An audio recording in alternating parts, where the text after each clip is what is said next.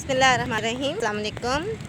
Priyanka Kumar case के सिलसिले में हम जब भी बात करते हैं तो ये बात बहुत अच्छी तरह सामने आती है। जितनी भी तहकीकात, जितनी भी रिपोर्ट हमारे सामने आ रही हैं कि उसमें मैनेजमेंट के इश्यूज़ बहुत ज़्यादा थे। अब हो रहा ये था कि जो आका थे, जो मालिक थे, जो चेयरमैन थे, जो फैक्ट्री को चला रहे थे, वो तो उससे बहुत खुश थे क्योंकि वो मैनेजर बहुत कोशिश कर रहा था कि अपने स्टाफ से पूरी तरह से काम ले सके, जबकि दूसरी तरफ जितना भी स्टाफ था वो बहुत नाखुश था। और इसमें कई बातें सामने आ रही थी, जैसे उनकी सैलरीज जो है वो इंक्रीज़ नहीं हो रही थी। दूसरे ये भी एक बात सामने आ रही है कि कुछ एक आध माह की सैलरी भी उनको नहीं मिल रही थी।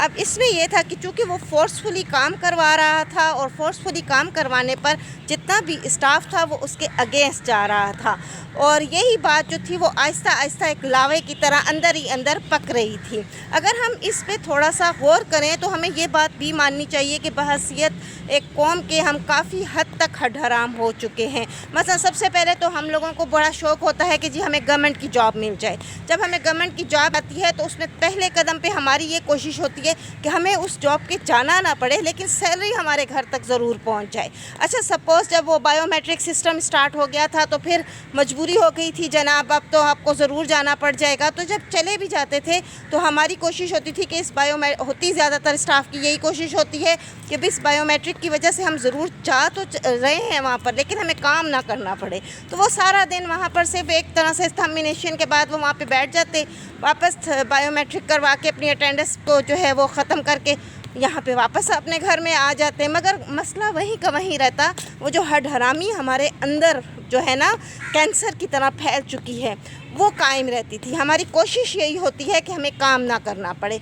ऐसी सूरत में जो ऑनर्स होते हैं, जो मुख्तलिफ़ किस्म की फैक्ट्रीज चला रहे होते हैं, मुख्तलिफ़ इंस्टीट्यूशंस चला रहे होते हैं, अब उनकी एक अपनी साइकोलॉजी है। उनकी साइकोलॉजी ये कि उनको काम चाहिए, उनको गधे की तरह काम चाहिए। तो मैनेजमेंट के तौर पर भी जब भी वो किसी को ट्राई करते हैं तो वो कोशिश करते हैं कि कोई ऐसा ही बंदा लेकर आएँ जो मेरे स्टाफ से या इन सब लोगों से काम करवा सके। अच्छा जी, काम तो करवा रहे होते हैं मगर रिज़ल्ट क्या होता है कि वो मैनेजर या वो एडमिनिस्ट्रेटर या वो शख्स जो इनसे ये सब काम करवा रहा होता है वही हदफ का निशाना बन रहा होता है, क्योंकि आका जो होते हैं वो तो बहुत पीछे होते हैं। मैनेजर, चेयरमैन, जो कोई भी ये जो फैक्ट्री के मालिक होते हैं ये सब तो पीछे होते हैं, वो तो सामने आ नहीं रहे होते।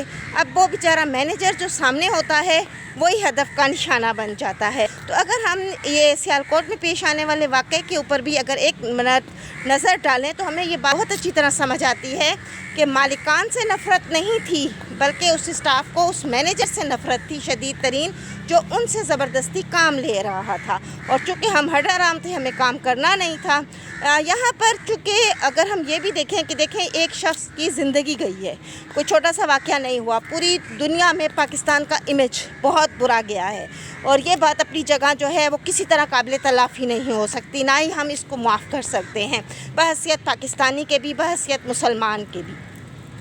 फिर मजहबी इंतहा परस्ती का जो एक इल्ज़ाम है वो हमेशा से हम पे लगता रहा है और अब के थोड़ा सा ज़्यादा लग गया है, क्योंकि अब तो हमने उसके ऊपर मोर एक्सेप्ट कर दी है कि भाई हम तो किसी भी तरह से किसी भी अपने दिल को बड़ा कर ही नहीं सकते हैं। कोई हमसे माफ़ी मांगता फिरे, हम उसको माफ़ नहीं करेंगे, हमने बदला लेना है, हमने मार डालना है, अगले को ख़त्म कर देना है। तो बहरहाल इसमें अगर हम एक इस पॉइंट को भी जहन में रखें कि जो भी मैनेजमेंट के काम किए जाते हैं उसमें कम से कम अपने स्टाफ की सैलरीज़ को बड़े अच्छे तरीके से बढ़ते रहना चाहिए, और इस साथ साथ ये कि अपने स्टाफ का ख्याल रखना। जब तक आप स्टाफ के दिल में अगर नफ़रत और बगावत बहुत ज़्यादा पल जाएगी, बहुत ज़्यादा पनपने लगेगी, तो रिज़ल्ट बहुत ज़्यादा ख़तरनाक आ सकते हैं। ज़ाहिर सी बात है यहाँ पर उसके जो मज़हब था उसको एक निशाना बना दिया गया कि भाई इसने तो हमारे साथ ये हरकत की है, इस वजह से हमने इसको मार डाला है। यानी उनकी कोशिश थी जान छुड़ाना, किसी न किसी तरीके से उन्होंने जान छुड़ानी थी, और इस जान छुड़ाने के चक्कर में उन्होंने ये नहीं सोचा कि वो कितना गैर इंसानी फ़ेल कर रहे हैं, बल्कि उनके सामने और उनको ये लगा कि भाई हम बच भी जाएंगे, हम चूँकि ब्लेम ही इतना बड़ा लगा रहे हैं, हम इतना बड़ा इल्ज़ाम लगा रहे हैं, तो यकीनी तौर पर हम बच जाएंगे।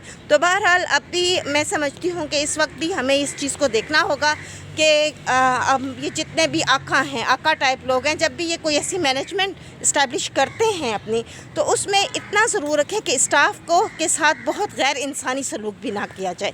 یہ واقعہ ایسا نہیں ہے کہ جس کی ہم کسی بھی طرح ساتھ دیں گے یا کسی بھی طرح، یہ نہایت قابل مذمت واقعہ ہے، لیکن اس کے ساتھ ساتھ ہمیں دیکھنا ہوگا کہ یہ جو ہمارے آقا ہوتے ہیں، یہ جو ہمارے چیئرمین ہوتے ہیں، یہ جو ہمارے مالک ہوتے ہیں، یہ کیوں ایسی مینجمنٹ کا انتخاب کر لیتے ہیں جو اسٹاف کے اندر ایک ایسا لاوا پیدا کرنے کی میں بہت زیادہ کامیاب ہو جاتے ہیں، جو کسی نہ کسی طرح سے نہ صرف فیکٹری کو نقصان پہنچا سکتا ہے، کسی انسٹیٹیوشن کو نقصان پہنچا سکتا ہے، مال کو، لوگوں کو نقصان پہنچا سکتا ہے، بلکہ خود ایک مینیجر کی زندگی ہی سے، اس کو زندگی سے ہی فارغ کر دیا جاتا ہے اور ایک دردناک موت کے حوالے کر دیا جاتا ہے۔ Thank you.